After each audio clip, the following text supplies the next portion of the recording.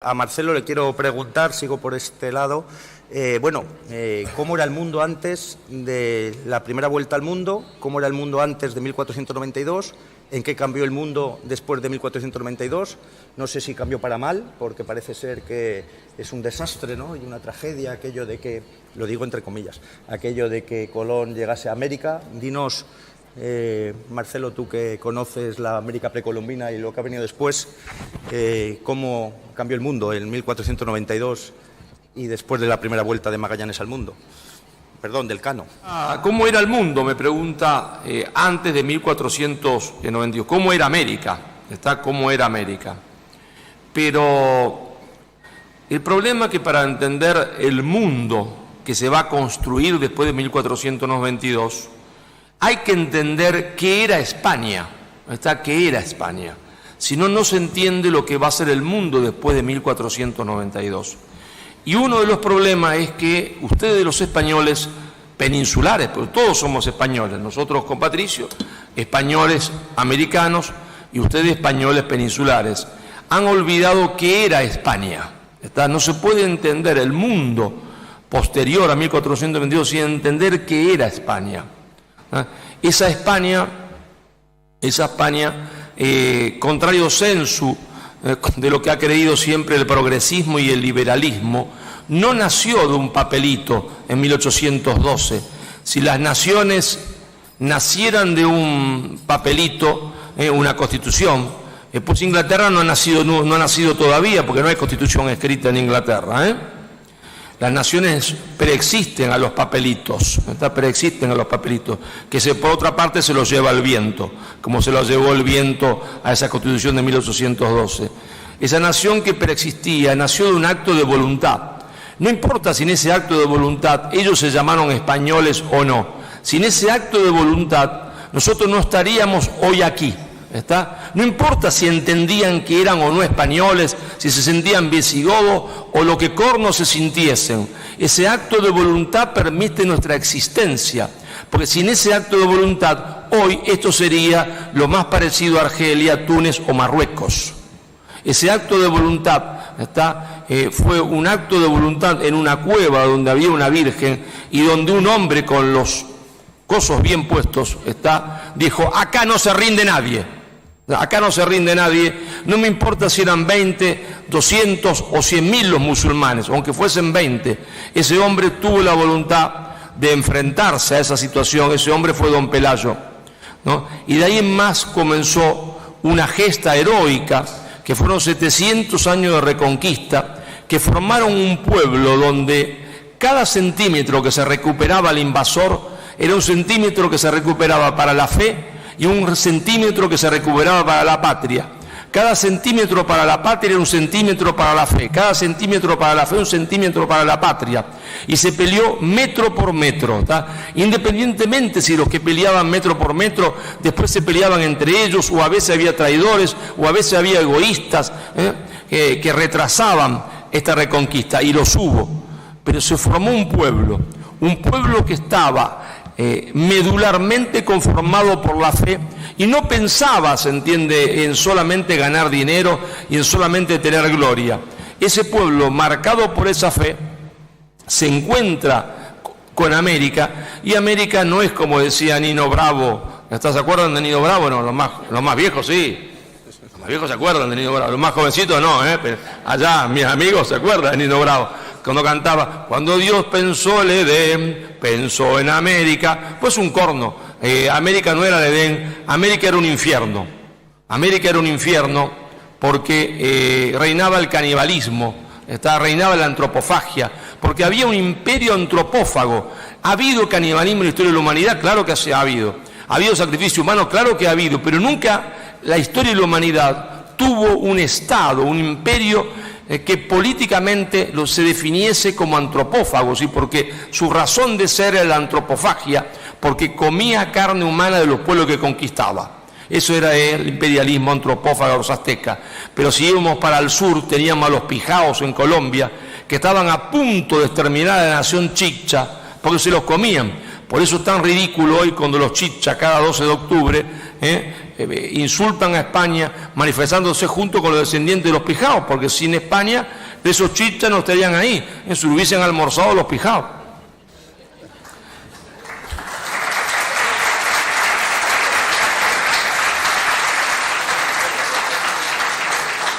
Podríamos seguir, ¿no es cierto?, en cómo era considerada la mujer, ¿no? Porque ahora todas las feministas son negro legendarias. Muy bien, yo las mandaría, se entienda, a esa América. Las mandaría a esa América donde el padre tenía la desvergüenza de vender a su hija como prostituta, a su propia hija, no a otra mujer, a su propia hija y a su propia mujer como prostituta. Donde los indios matacos, cuando iniciaban un cambio de sitio de un lugar a otro, le ordenaban a la mujer que mate al niño recién nacido porque hacía ruido y molestaba. América era el infierno. Pero claro, esa España que llega ahí era una España, aunque les duela a los progresistas, a los católicos y a los filologistas, era una España profundamente católica, hasta los tuétanos católica. Y entonces esa España, cuando se encuentra con ese infierno, no hace lo que hizo el protestante anglosajón calvinista en América del Norte, porque también ellos se encuentran con un infierno, pero los anglosajones protestantes partían del hecho teológico, y permítanme que me explique un poco en esto, aunque sea pesado y complicado, el hecho teológico de que el pecado original había dado por fin al hombre, que lo había muerto al hombre, lo había aniquilado al hombre, y que por lo tanto no había nada que hacer. Cristo había venido, pero solo para redimir a algunos nuevos elegidos. Entonces, cuando se encuentran con ese infierno, dicen, como esto es así, como esto es parte del infierno, y el hombre es irredimible, entonces la mejor política es, el mejor indio es el indio muerto. Y los mataron a todos. Algunos quedaron, claro, quedaron algunos, navajos, algunos sioux en las reservas, borrachos, está durante años, vegetando ahí empobrecidos. Por eso el señor Evo Morales, el señor Pedro Castillo, está ahí tutti quanti. Si España no hubiese llegado a América, o ellos no estarían hoy despotricando, o en el mejor de los casos estarían borrachos en alguna reservación, como están los descendientes de los apaches, salvo secciones de los comanchos de los sioux. Pero España dice no. Partía, se entiende, del catolicismo, del protestantismo, y dice, el pecado ha herido al hombre, no ha dado muerte al hombre.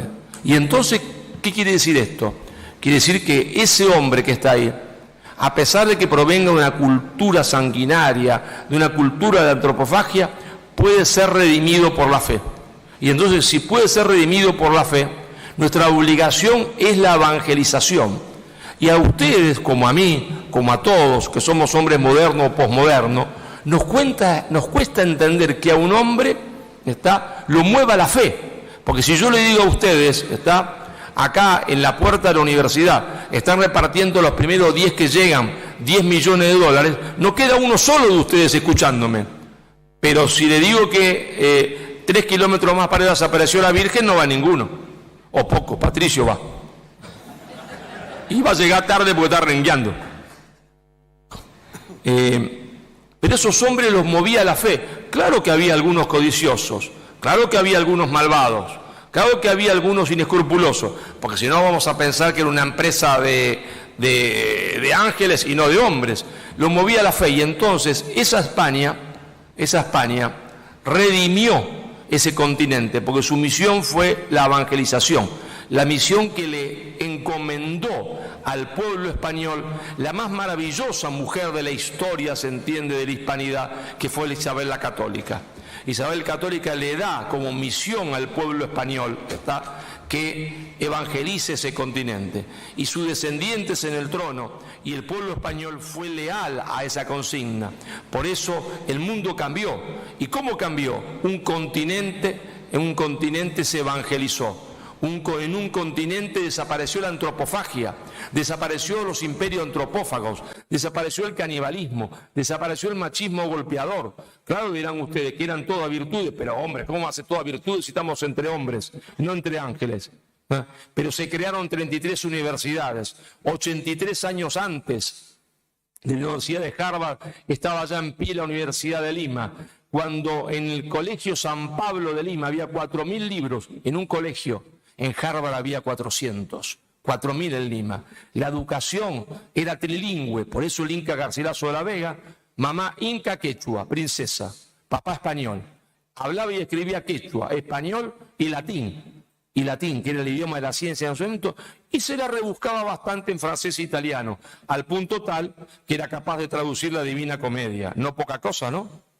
¿Y dónde lo aprendió todo eso el Inca? ¿En el Perú? Claro, en el Perú.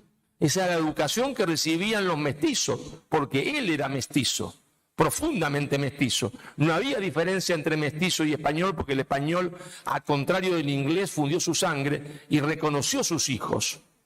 Y entonces el mundo cambió. Cambió, se entiende, porque el mundo, esa parte del nuevo mundo se evangelizó, porque comenzó un proceso donde se intentó.